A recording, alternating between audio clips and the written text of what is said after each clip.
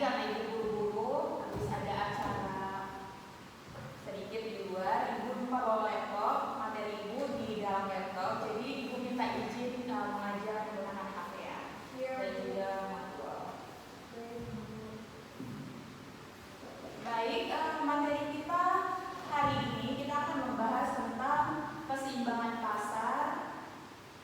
Nah, untuk keseimbangan pasar, mungkin kalian di sini ada yang tahu nggak keseimbangan pasar itu apa? Ada yang tahu keseimbangan pasar ini?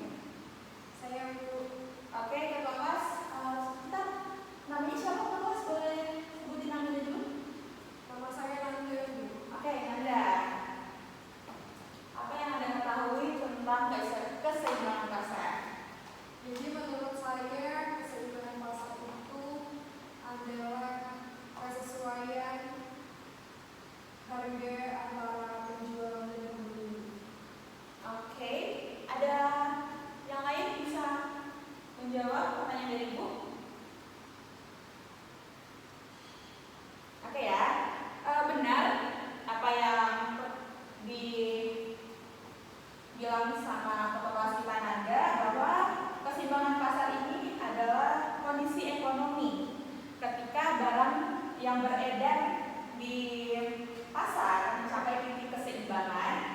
Nah, saat itu terjadi, maka harga barang maupun jasa cenderung stabil hingga dikenal dengan sebutan keseimbangan pasar. Nah, untuk keseimbangan pasar sendiri juga bisa disebut sebagai situasi pasar atau jumlah barang yang ditawarkan di pasar sesuai dengan jumlah permintaannya. Oke, sebelumnya nanti Ibu minta di pertemuan berikutnya ya, Ibu minta kalian bisa membawa modulnya itu ada di perpustakaan sekolah, kalian bisa pinjam atau ada buku yang kalian bisa mendapatkannya di Tokopedia juga ada. Itu buku keseimbangan pasar ya. Kalau dari kakak kelas bisa nggak Bu? Oh boleh. Ya bisa pakai buku yang ada di kamar juga boleh. Nah, untuk pertemuan berikutnya nanti kalian, Ibu harap kalian bawa buku itu ya sebagai acuan kita untuk belajar nanti. Baik Bu. Oke, baik. Nah, keseimbangan pasar ini bisa terbentuk atau proses terbentuknya keseimbangan pasar ini melibatkan interaksi antara penawaran dan permintaan, di mana harga dan kualitas barang dan jasa ditentukan oleh kekuatan pasar. Nah, dalam proses terbentuknya keseimbangan pasar juga ada beberapa poin yang harus kita ketahui, di mana dalam keseimbangan pasar ini ada penawaran dan permintaan. Ada penawaran dan permintaan. Nah, untuk penawaran dan permintaan sendiri, ada yang tahu penawaran dan permintaan itu seperti apa? Ada yang tahu? Boleh diulang Bu pertanyaannya? Penawaran dan permintaan, ada yang tahu dalam proses keseimbangan pasar atau jual beli di pasar? Pasti kalian pernah dengar adanya proses permintaan dan penawaran. Mungkin ada yang tahu?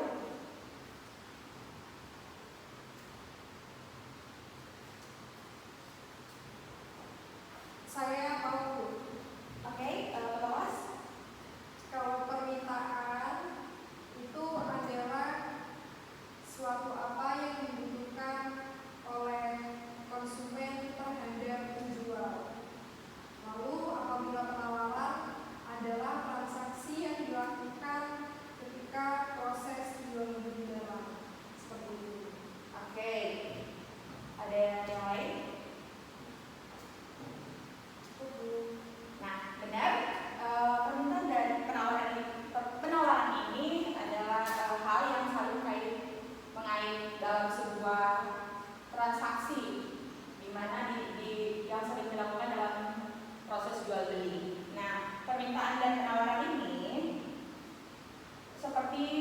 produsen menentukan jumlah barang atau jasa yang mereka bersedia untuk ditawarkan atau bisa disebut penawaran, dan pada berbagai tingkat harga konsumen menentukan jumlah barang atau jasa yang mereka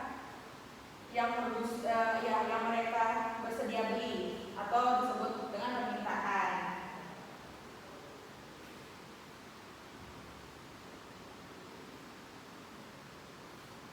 Oke, anak-anak, nanti ibu bakalan buat tugas. Nah, kalian disuruh mengobservasi mengenai keseimbangan pasar, bebas materi, tema kalian bisa tentukan sendiri, yang intinya masih berkaitan dengan keseimbangan pasar. Nah, untuk tugas ini di kelas ini sudah ada pembentukan kelompok, begitu nggak, dari pelajaran yang lain, atau mungkin kita buat kelompok dulu kali ya buat tugas ini nanti. Boleh Bu. Oke, berarti nanti kita buat kelompok biar lebih cepatnya. Ketua kelas nanti datakan semua siswa di kelas ini, kasih ke ibu, atau mungkin kalian mau buat kelompok sendiri atau nanti ibu yang buatin kelompoknya? Kita buat sendiri aja deh Bu. Oke, berarti ibu tahu aja ya kelompok yang dibuat dari kalian. Kalau sudah dibuat kelompok kalian, nanti kirim aja di ibu, diambil langsung, atau nanti kita buat grup kelas terkhusus mata pelajaran ibu. Nanti apa yang kalian tidak mengerti dalam observasi ini kalian bisa tanya langsung di grup kelas kita nanti. Oke? Baik Bu.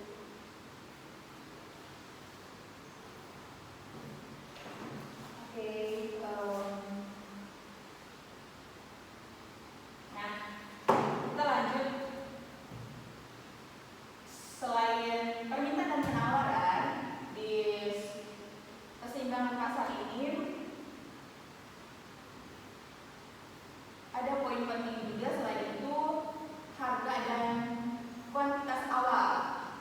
Nah, kita tahu bahwa di suatu proses jual beli atau dalam transaksi yang dilakukan di pasar itu, harga dan kuantitas awal ini sangat penting ya, karena setiap kegiatan yang kita lakukan, harga ini menjadi tolak ukur buat kita untuk membeli suatu barang.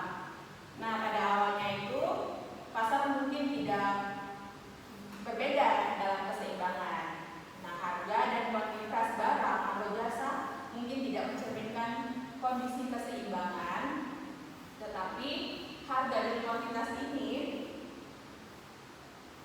bisa menjadikan tolak ukur atau hal yang kita pertimbangkan pertama sebelum kita membeli barang ya.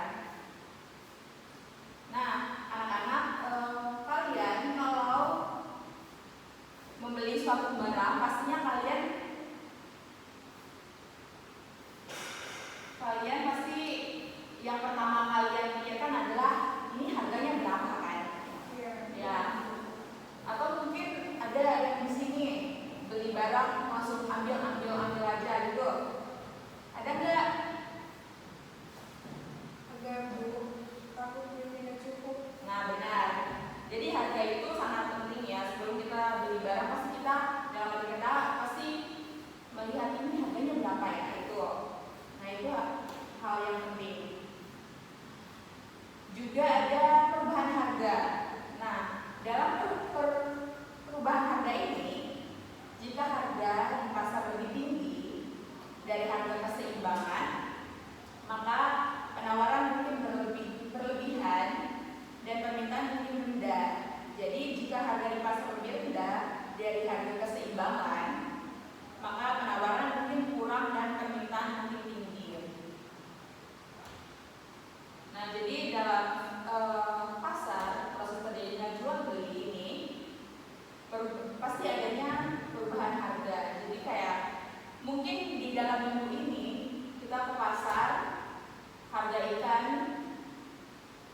hari ini tuh harga ikannya murah di 10.000 1 kilo. Besokannya di minggu berikutnya jika kalian ke pasar lagi, pasti adanya perubahan harga tergantung dari yang menjualnya. Jadi itu merupakan poin penting juga dalam keseimbangan pasar. Nah, selain itu juga ada aksi pasar. Nah, pada aksi pasar ini harga yang berbeda dari harga keseimbangan, produsen dan konsumen akan bereaksi. Nah, produsen mungkin mengurangi atau meningkatkan penawaran, sedangkan konsumen mungkin mengurangi atau meningkatkan permintaan mereka. Jadi aksi pasar, si penawaran produsen atau yang menjual barang ini, jika mereka meningkatkan mungkin mengurangi harga, berarti akan terjadinya penawaran, atau mungkin juga konsumen ini bisa melakukan interaksi tawar-menawar dengan produsen.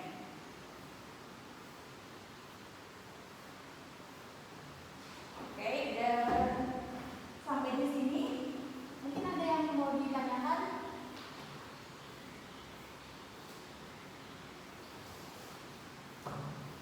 Tidak ada? Oke, kita lanjut ya. Baik, Bu.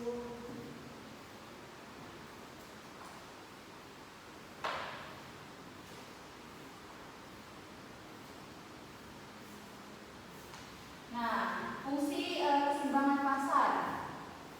Dalam keseimbangan pasar ini memainkan peran kunci dalam menentukan harga dan kuantitas barang atau jasa yang diperdagangkan di pasar.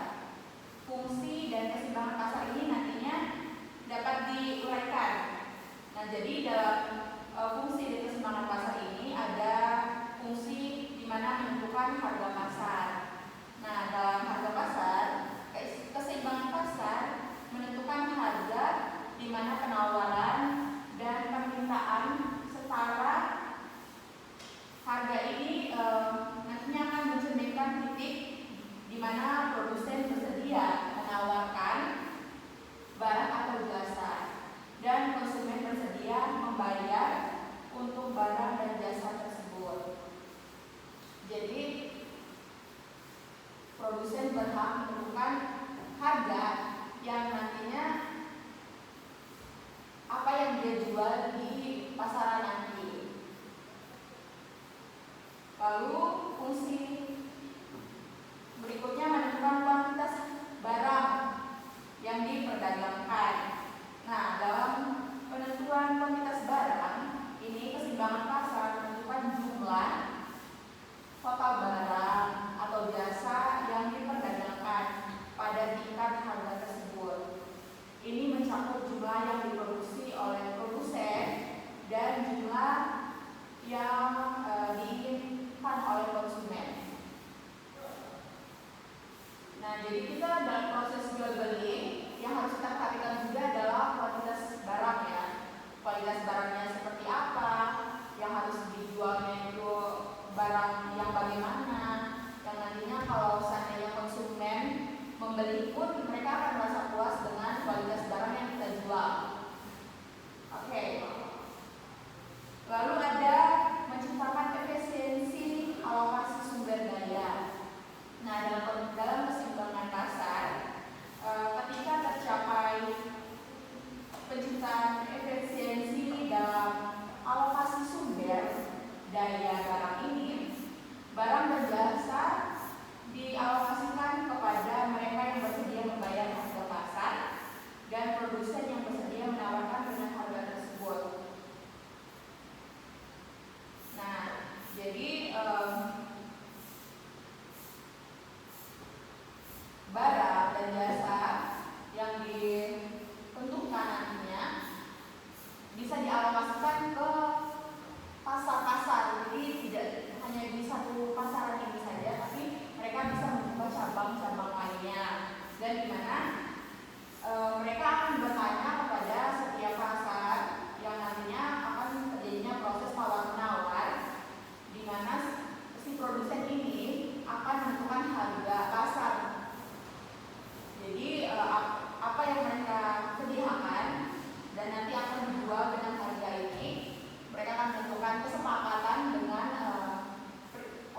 si orang-orang yang nantinya akan pasar, yang ada di pasar, dan mereka bersedia atau tidak membayar harga pasar di tingkat sekian gitu. Lalu ada memberikan sinyal ekonomi. Nah, dalam sinyal ekonomi, harga pasar yang mencerminkan keseimbangan memberikan sinyal ekonomi kepada produsen dan konsumen.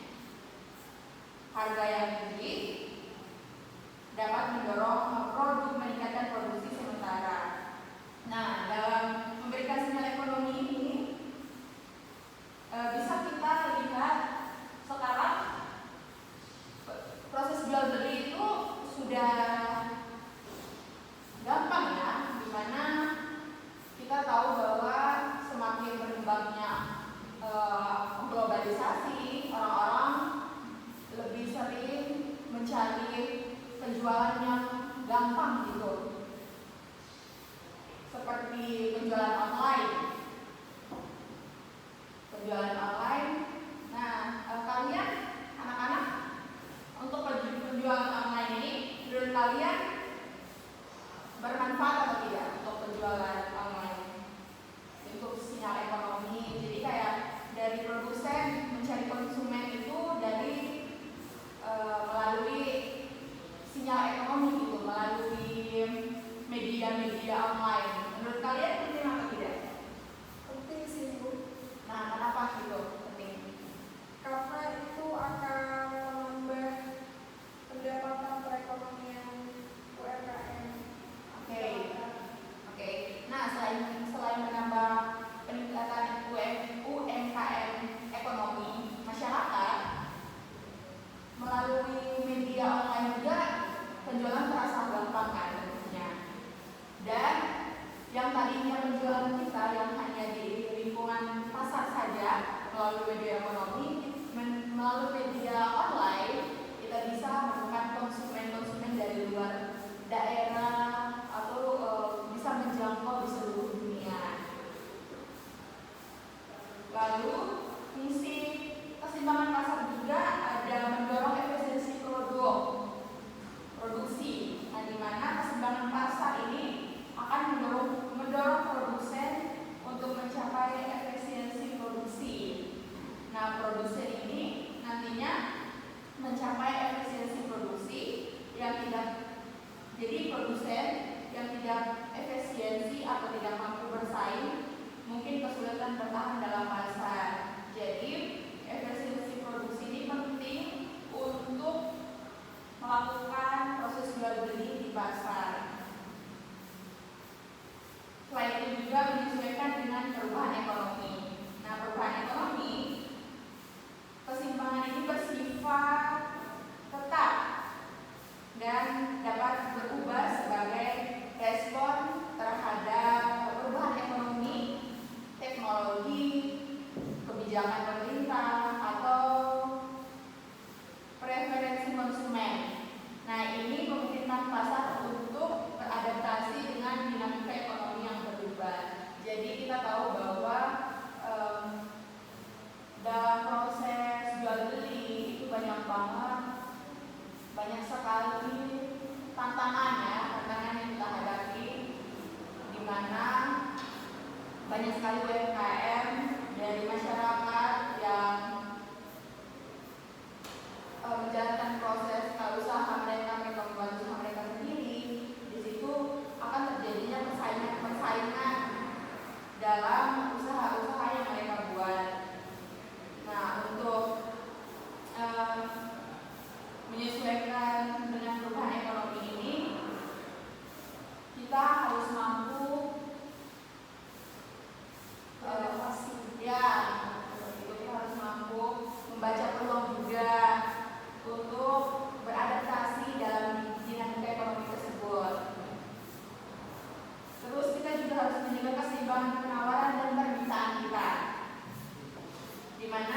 keseimbangan pasar ini membantu menjaga keseimbangan antara penawaran dan permintaan. Nah, jika penawaran melebihi permintaan, nah harga cenderung turun. Dan jika permintaan melebihi penawaran, harga cenderung naik. Jadi, jika penawaran atau konsumen menginginkan harga atau permintaan seperti mereka menginginkan barang di harga yang cukup tinggi. Nah, dari sini permintaan konsumen ini beralih ke perdagangan lain gitu. Contohnya saja di dalam suatu aksi jual beli, kita kan bersaing dari usaha ini, usaha A, usaha B, dan jika di usaha A ini menentukan harga minimal di harga 30.000 dan di usaha A, B ini menentukan harga di bawah 30.000. Nah, kalian sebagai konsumen memilih belanja di mana? Di perusahaan A atau perusahaan B? Perusahaan A, Bu. Nah, kenapa itu? Soalnya barangnya lebih murah. Oke, benar sekali. Dimana kita sebagai manusia, kita juga pasti akan melihat harga yang lebih murah di mana, kita bakalan memilih yang lebih murah. Nah, di situasi ini pihak B, perusahaan B akan menurunkan harganya,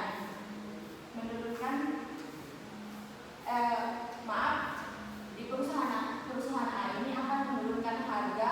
Mungkin dia mensetarakan harga dengan perusahaan B, atau juga mungkin dia akan menurunkan harga di bawah dari perusahaan B. Jadi dia akan mencari keseimbangan pasar di mana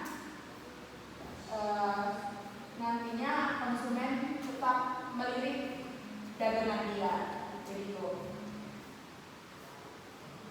Nah, dalam proses jual beli juga kita harus mengurangi ketidakpastian ya, di mana keseimbangan pasar memberikan suatu tingkat ketidakpastian yang terkendali di pasar. Produsen dan konsumen memiliki kurva keseimbangan pasar. Nah, untuk keseimbangan pasar, kurva keseimbangan pasar ini sepertinya Ibu tidak bisa menjelaskan kalau tidak diinfokannya. Di kelasnya ada spidol enggak ya? Di sekretaris, tapi sekretaris tidak masuk, Bu. Oke, berarti sepertinya Ibu jelaskan secara garis besarnya saja bagaimana kurva keseimbangan pasar. Nanti Ibu harap di minggu depan atau pertemuan selanjutnya ketua kelas boleh menyiapkan spidol untuk media belajar kita. Oke, ingatkan ketua kelas minggu depan pertemuan berikutnya Ibu minta disediain spidol. Siap, Bu. Baik,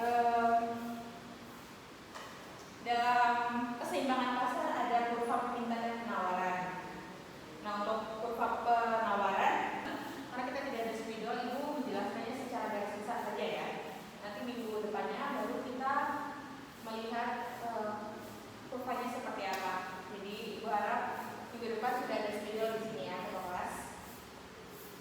Baik, untuk kurva penawaran ini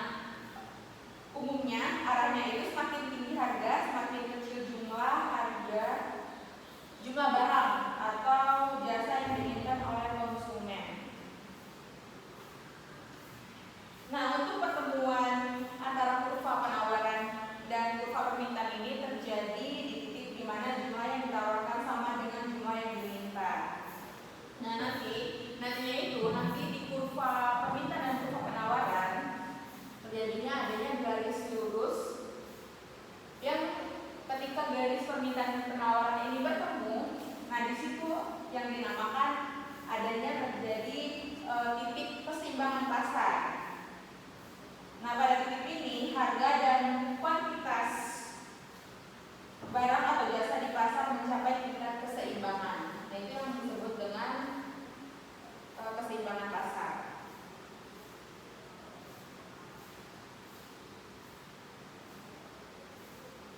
Nah, dalam representasi garis kurva keseimbangan pasar dapat terlihat tersebut dilihat seperti huruf X. Nah, jadi nanti di kurvanya itu kurva keseimbangan pasar itu disimbolkan dengan huruf X, di mana kedua kurva tersebut bersilang. Jadi untuk kurva penawaran dan kurva permintaan akan terjadinya garis silang, di mana nanti di garis itu terjadinya pertemuan. Itu yang disebut dengan kurva keseimbangan pasar.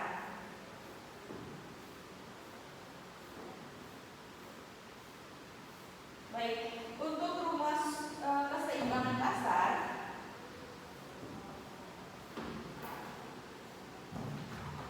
itu rumusnya ada QD sama dengan QS atau PD sama dengan PS. Nah, untuk selain itu rumus keseimbangan pasar, selain ada rumus keseimbangan pasar, ada juga rumus fungsi penawaran, di mana rumusnya itu QS sama dengan min A ditambah BB. Nah, untuk keterangannya itu QS ini itu merupakan jumlah barang yang ditawarkan. PS itu tingkat harga, A itu konstanta, di mana mewakili faktor selain angka yang dianggap konstan, dan B itu koefisien yang menunjukkan hasrat untuk menambah konsumsi, menunjukkan hubungan antara harga dan kuantitas berbanding lurus. Nah, untuk rumus persamaan penawaran ini menyatakan bahwa kuantitas penawaran yang disebut dilambangkan dengan IS adalah suatu fungsi dari harga. Harga itu disimbolkan sebagai P ya, price. Nah, ketika kedua persamaan ini diperhatikan pada waktu yang bersamaan, keseimbangan pasar ditemukan pada titik di mana QS sama dengan QD. Nah, itu rumus keseimbangan.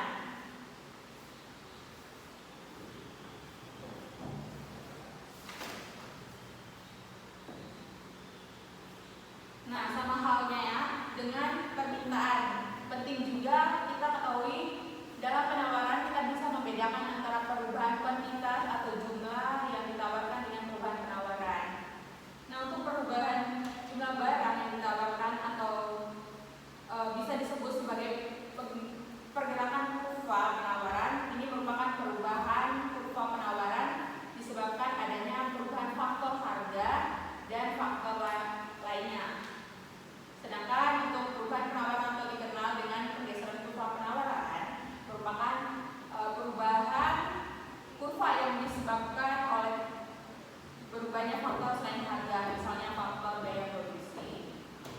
Lalu dalam keseimbangan pasar juga ada harga keseimbangan.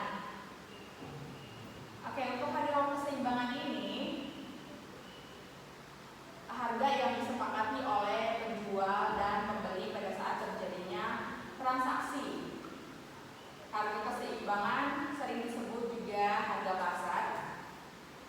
Nah, hal ini merupakan harga yang terjadi sebagai akibat interaksi antara permintaan dan penawaran. Jadi, apabila barang yang ditawarkan lebih besar daripada jumlah yang diminta, barang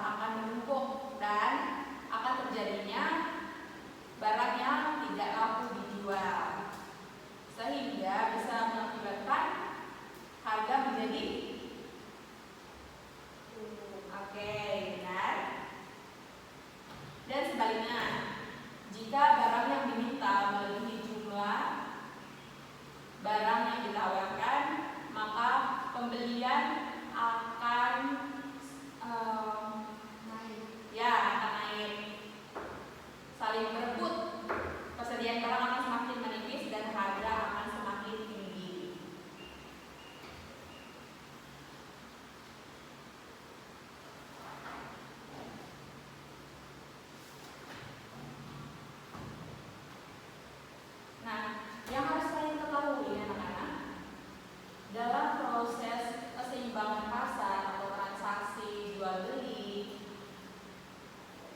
Kita tahu bahwa hal itu dapat terjadi apabila adanya perilaku kegiatan ekonomi, pelaku kegiatan ekonomi. Nah, ada yang tahu pelaku kegiatan ekonomi itu apa saja? Mungkin ada yang tahu? Kurang tahu, Bu. Ada yang tahu yang lain pelaku kegiatan ekonomi?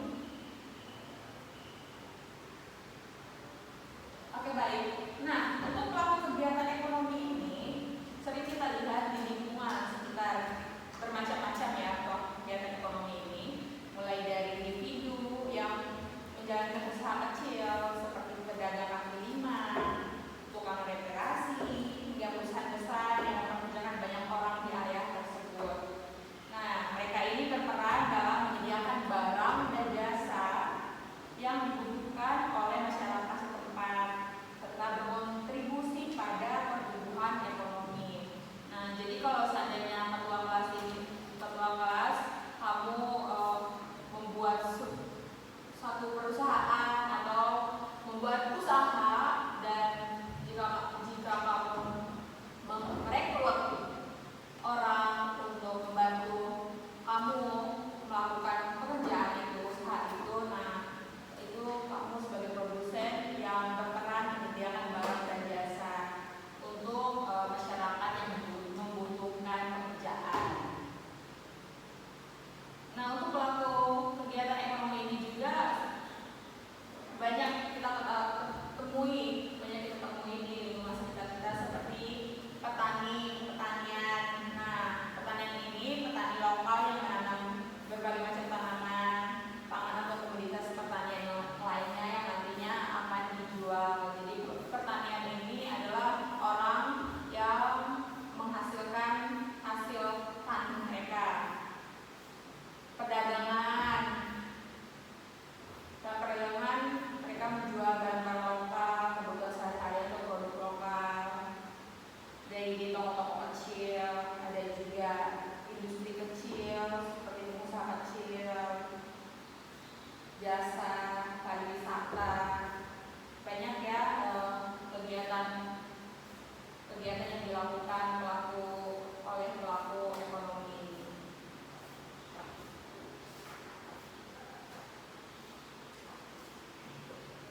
Oke, baik anak-anak, mungkin sampai di sini ada yang kurang ngerti, bisa ditanyakan. Kalau mau ingat jam ibu sudah mau selesai, mungkin anak-anak ada yang mau ditanyakan. Tidak, Bu. Oke, sebelum waktu ibu selesai, ibu mau absen dulu ya. Baik, Bu. Kita absen dulu.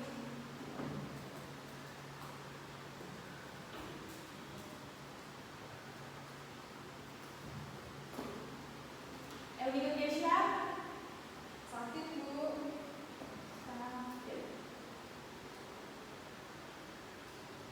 Nanda Zaitun Nasha Hadir, Bu.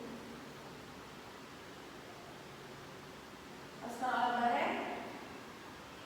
Izin, Bu. Sepertinya banyak yang sudah masuk ya, Pak. Ya, Bu.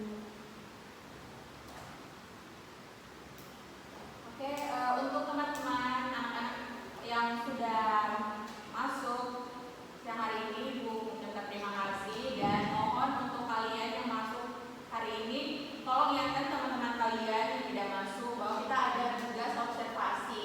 Nah, untuk kelompoknya nanti disertakan di grup ya, kalau sudah dibuat. Mungkin ada yang ingin bertanya tentang tugas observasi ini?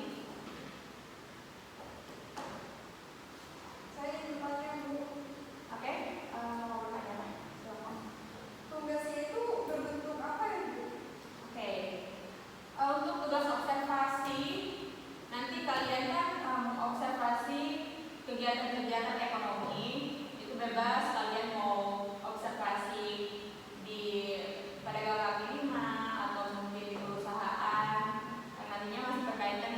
pertimbangan pasar, dan nanti hasil observasi kalian dibuat dalam bentuk materi.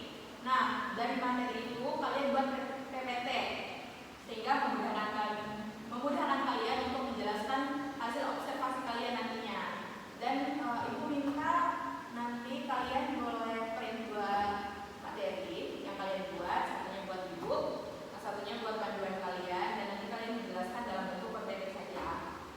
Begitu. Oke, ada lagi yang ingin bertanya? Cukup Bu. Oke, kegiatan belajar mengajar kita sampai di sini dulu. Untuk kalian semua, terima kasih atas perhatian selama proses belajar mengajar. Jika ada yang tidak mengerti nantinya dan kalian ingin bertanya, kalian bisa melanjutkannya melalui WhatsApp grup yang nantinya kita akan buat grup kelas. Kalian bisa bertanya di situ apa yang kalian tidak mengerti. Nanti ibu akan respon di grup itu. Terima kasih atas perhatiannya. Sebelum kita menutup proses belajar mengajar kita pada siang hari ini, kita tutup dengan doa. Untuk ketua kelas boleh memimpin kita untuk berdoa. Baik, berakhirnya pertemuan kita pada hari ini adalah kita berdoa untuk kita masing-masing. Berdoa mulai. Berdoa selesai. Oke, baik anak-anak, terima kasih. Sampai ketemu di pertemuan berikutnya. Kalian hati-hati pulangnya.